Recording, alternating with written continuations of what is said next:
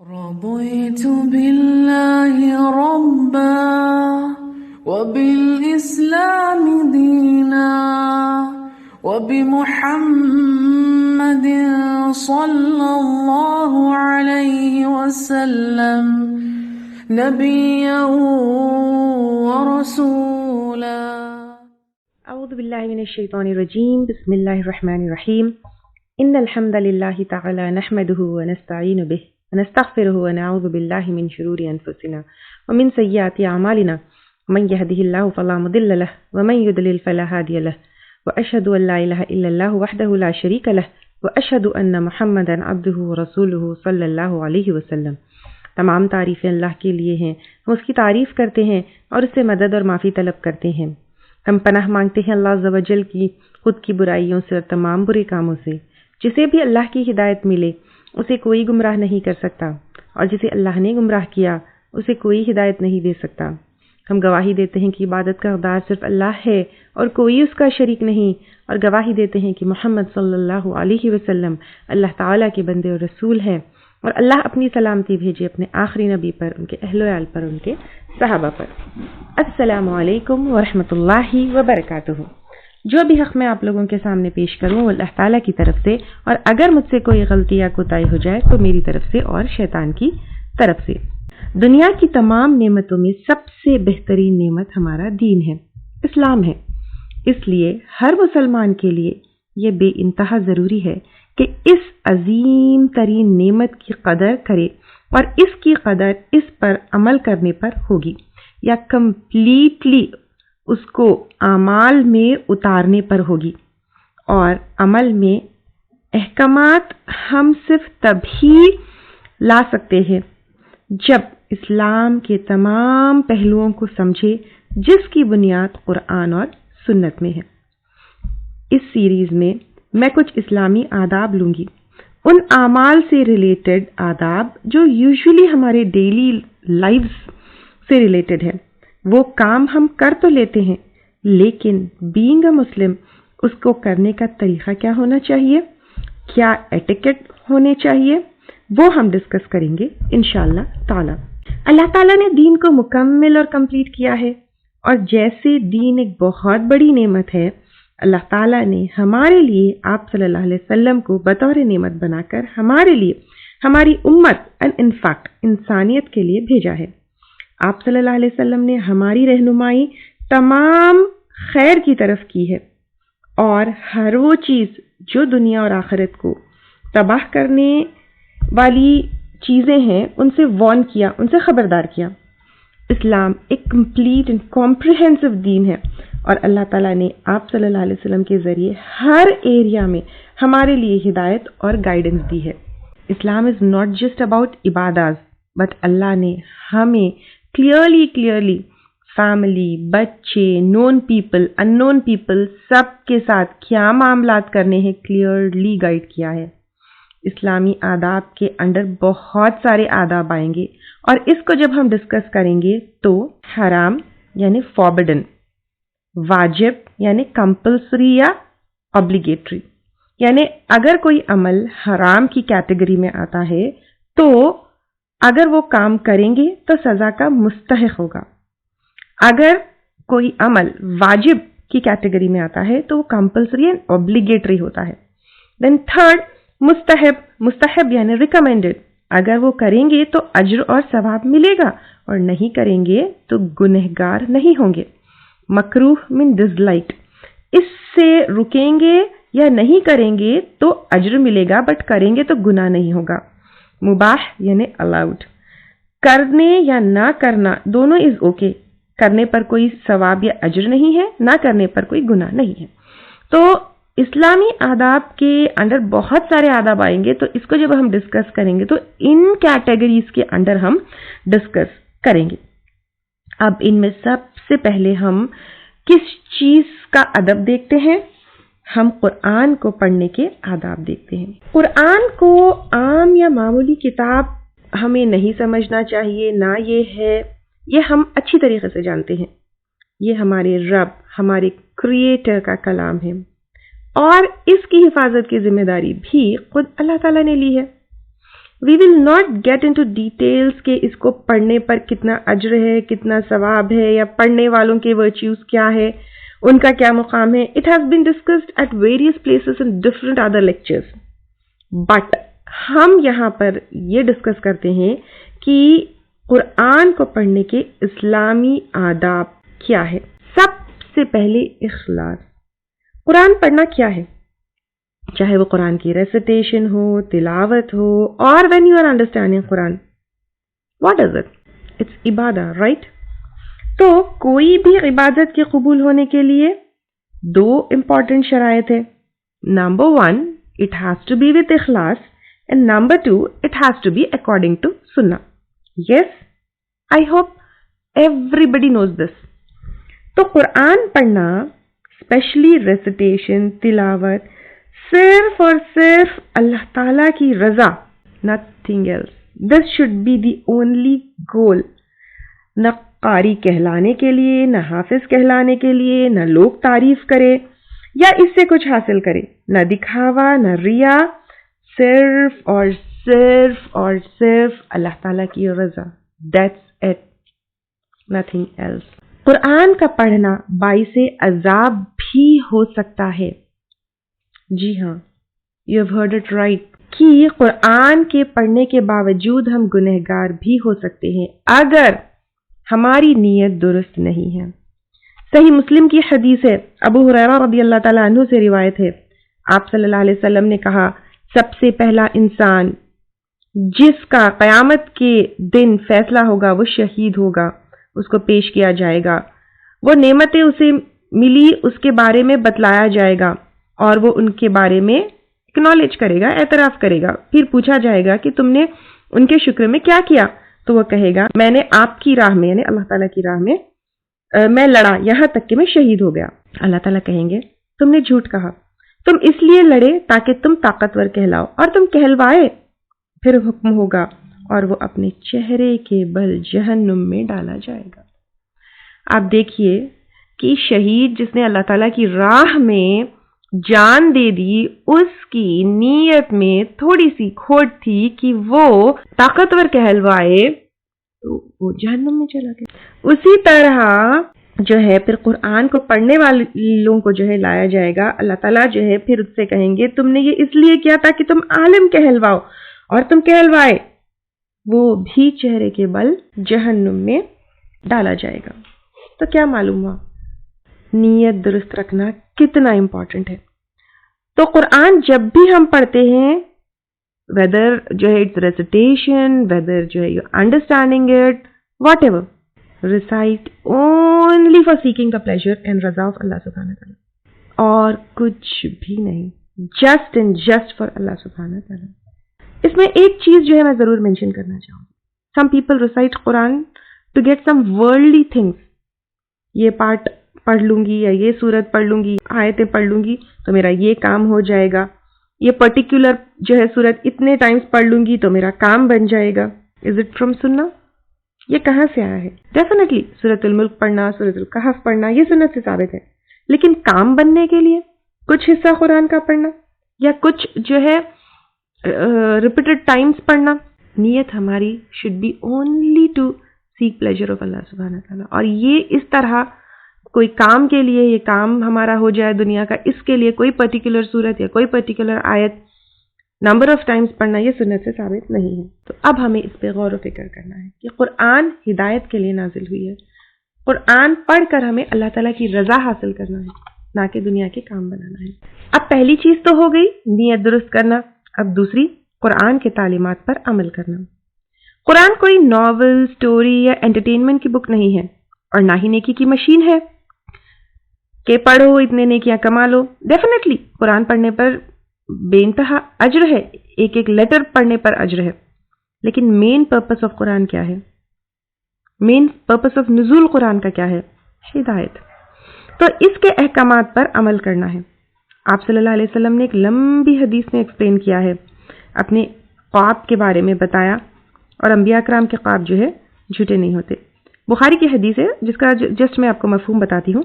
ایک آدمی کا سر جو ہے پتھر سے پھوڑا جا رہا تھا، پھر دوبارہ پہلی حالت میں اس کو کیا جا رہا تھا، پھوڑا جا رہا تھا، پھر دوبارہ وہ جوائن ہو رہا تھا، اور پھر اس کے سر پر پھر دوبارہ سے اسٹرائک کیا جا رہا تھا.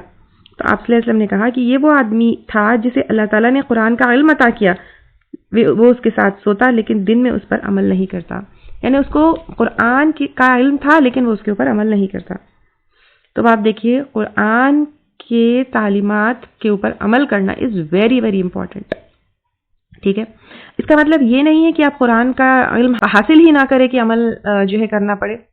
یہ تو اور بھی غلط ہے، کیونکہ قرآن کے نزول کا مقصد ہی پورا نہیں ہوگا کہ اگر اس کا علم حاصل نہ کرے. تو علم حاصل بھی کرنا ہے اور اس کے اوپر عمل بھی کرنا ہے، اور اس میں کنسسٹنٹ بھی رہنا ہے. قرآن کو بار بار ریوائز کرنا ہے، اس کی میمورائزنگ کو، اس کی ٹیچنگز کو، اس کی ٹرانسلیشن کو، ان سب کا ریویژن بہت ضروری ہے، ورنہ وہ ہمارے ذہن سے، ہمارے سینے سے بہت ہی جلدی وینش ہو جائے گا.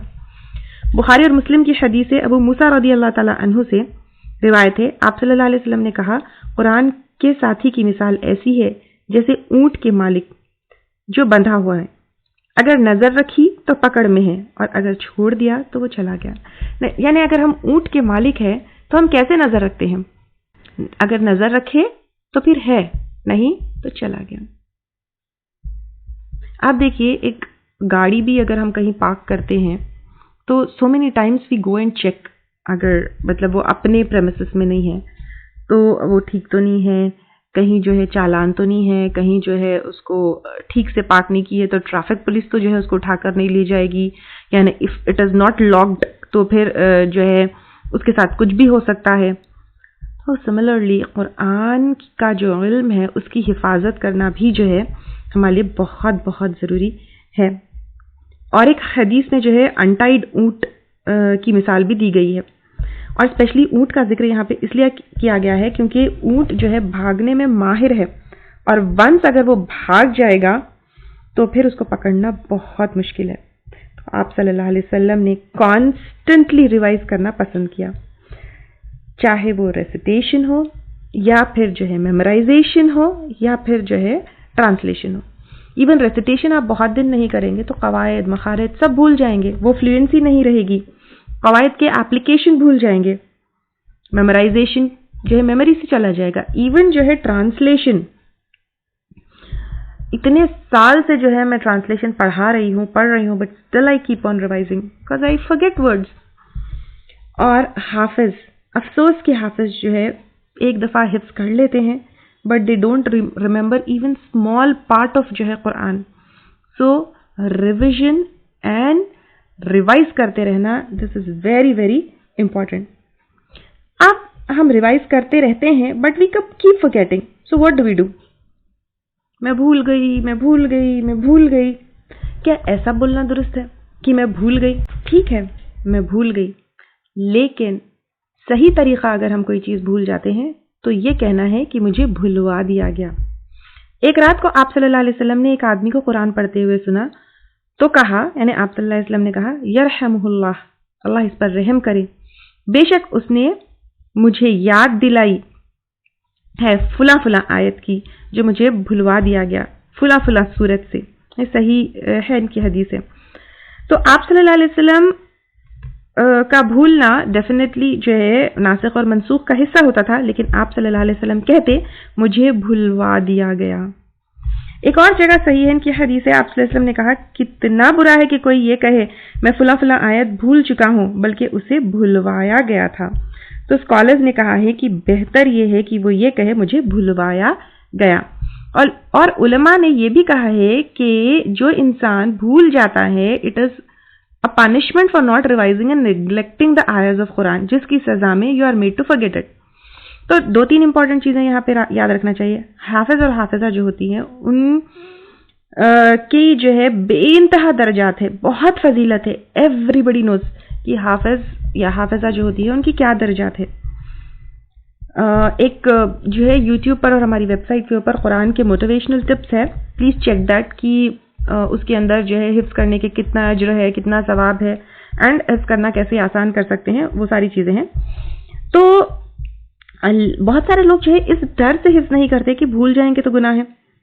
we will be more in trouble. But कोई सही और authentic حدیث یا authentic دلیل یہ ہم کو نہیں ملتی کہ if we forget we are sinners, یہ بہت بڑے عذاب کے مستحق ہوں گے، ایسی کوئی جو ہے ہم کو دلیل نہیں ملتی. ابھی جو ہم تھوڑی دیر پہلے ایک حدیث لیے تھے اسٹرائکنگ، اٹ واز اباؤٹ عمل، نوئنگ بٹ ناٹ ڈوئنگ عمل، وہ والی تھی. لیکن اگر کوئی یاد کرتا ہے اینڈ فرگیٹ اٹ تو بہت بڑے عذاب کے مستحق ہوں گے، ایسی کوئی ہم کو صحیح دلیل نہیں ملتی. تو ایسا سوچ کر بہت بڑے عمل سے محروم رہنا اور قرآن کو حفظ نہیں کرنا یہ بالکل بھی ٹھیک نہیں ہے. تو جو بھولتے ہیں definitely revision is very very important and it has to be done and it's in everything in the world. It's not only about حفظ. یعنی اگر آپ جو ہے کوئی پرٹیکولر اس میں ہے، گیم میں ہے یا کوئی پرٹیکولر پروفیشن میں ہے، سمجھیے آپ suppose if you are a doctor, if you don't practice it and گھر پر بیٹھ جائے بہت سال، then it is very difficult for you to go and practice. Similarly کوئی جو ہے اسپورٹس مین ہے تو وہ بھی اگر بہت دن گھر میں بیٹھ جائے اینڈ ہی ڈزنٹ پریکٹس تو وہ پھر ویسا پرفارمر نہیں رہتا جیسے اس نے سیکھا تھا.